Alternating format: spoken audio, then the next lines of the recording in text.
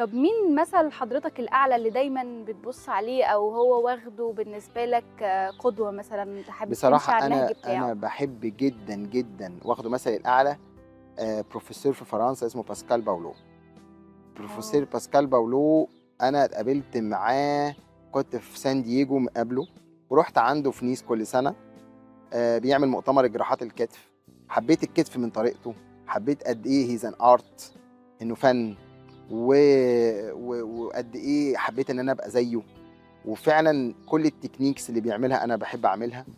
و وسنة بعد سنة بنتقابل في المؤتمرات كتير جدًا. وهو حببني في فرنسا وحببني في علم جراحات الكتف، لأنه عامل institute shoulder institute في نيس.